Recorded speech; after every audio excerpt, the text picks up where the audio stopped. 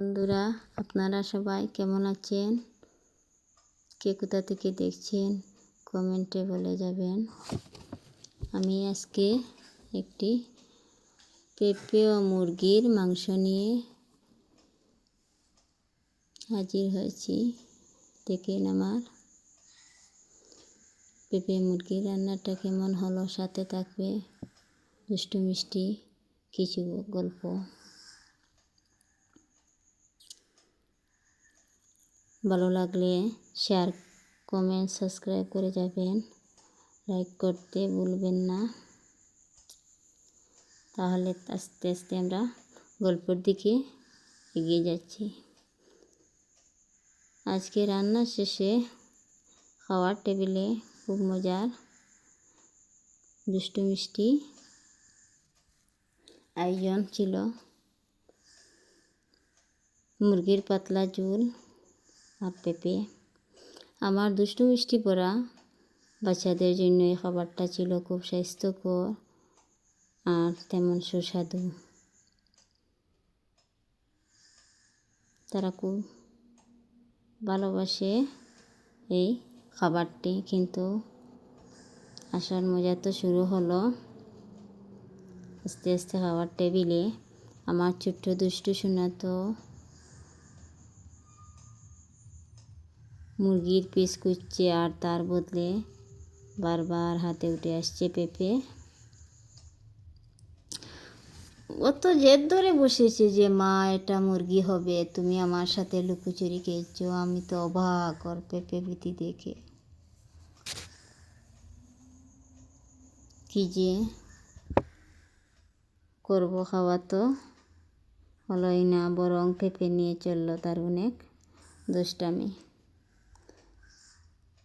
এই হাসির খুশি তো খুনসুটি আমার দুপুরের আড্ডার আসল ছিল মশলা। রান্না যাই হোক, সাথে যদি এমন মিষ্টি দুষ্টুমি থাকে তাহলে তো অমৃত হার মানে। আপনাদের বাচ্চারাও কি দুষ্টুমি করে কমেন্টে জানাবেন। পাশে থাকবেন।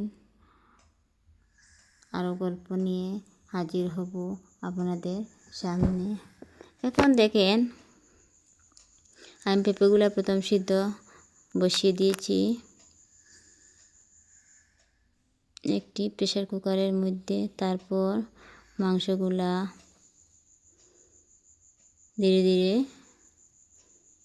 ভেজে নেওয়ার জন্য প্রস্তুত হচ্ছে। এখন মশলা, লবণ সবগুলা সাথে দিয়ে মাংসগুলোকে ভালো করে ঘরোয়া পদ্ধতিতে মেখে নিচ্ছি।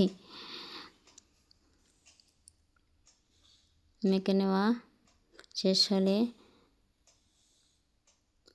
কড়াই একটা ফ্রাই প্যান বসিয়ে দিচ্ছি। মাংসগুলো একে একে একটার পর একটা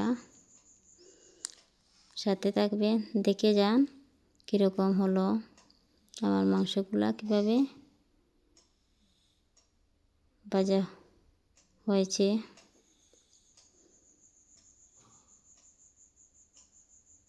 আপনারা কি এরকম করতে চান? একবারে সহজ পদ্ধতিতে আমার মাংসগুলা তাড়াতাড়ি ভাজা হচ্ছে। আমি একটু একটু করে মাংস উঠিয়ে দিচ্ছি যাতে দুনো সাইড ভালো করে ভাজা হয়ে যায়।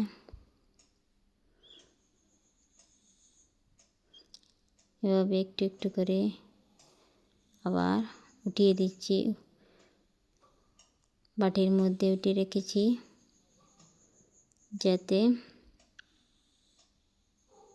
বাকিগুলাও ভাজা বসিয়ে দিতে পারি। তাই এগুলাকেও আমি সারিবদ্ধভাবে বসিয়ে দিচ্ছি।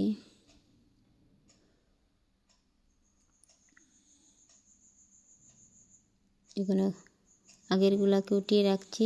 তারপরগুলা ভালো করে ভাজা হয়ে গেলে ওদেরকে উঠিয়ে রাখবো।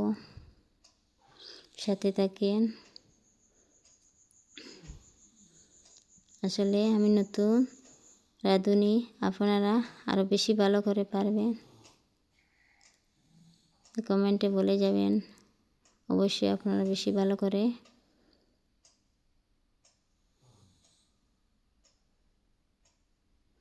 পারেন। এখন আমার সিদ্ধ পেঁপেগুলা হয়ে গেছে। মশলা এখন পেঁয়াজ, আদা, রসুন বাটা সবগুলো এক করে, হলুদের গুঁড়া, মরিচের গুঁড়ো,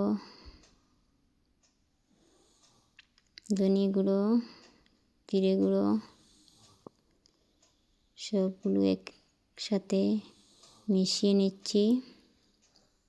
সাথে একটু লবণ দিয়ে দিচ্ছি, আমার এরকম দিতে ভালো লাগে। তারপর একটা হাঁড়ি বসিয়ে নিচ্ছি, চুলা গরম করে তেল গরম হয়ে গেলে পেঁয়াজ কুচি অল্প দিয়ে ভালো করে ভেজে নিলাম। এবারে সিম্পলিভাবে আমি রান্না করি, আপনাদের কেমন লাগে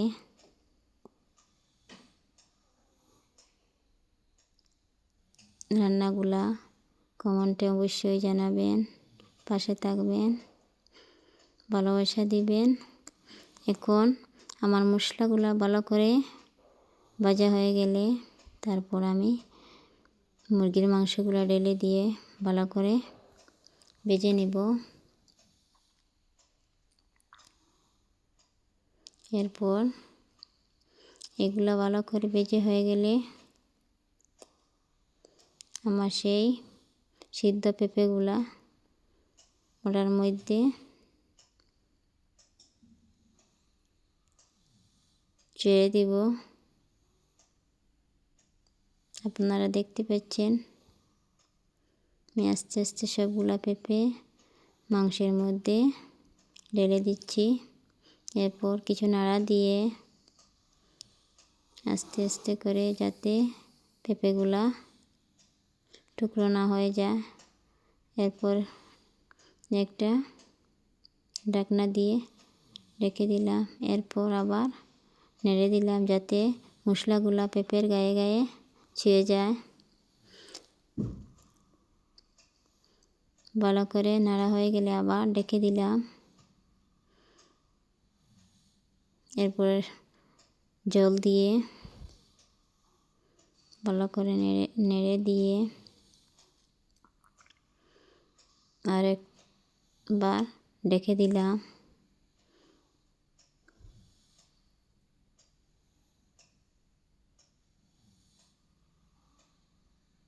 এরপর ধনিয়া পাতা দিয়ে একটু ফ্লেভারের জন্য ঢেকে দিলাম। এখন আমার রান্না শেষ হয়ে গেছে। খাওয়ার জন্য একটা বাটিতে করে বাচ্চাদেরকে নিয়ে খাওয়াতে বসে দিলাম। তারপর আমাদের দুষ্টু মিষ্টি খুনসুটি এদের শুরু হয়ে যাবে। আপনারা লাইক সাবস্ক্রাইব করতে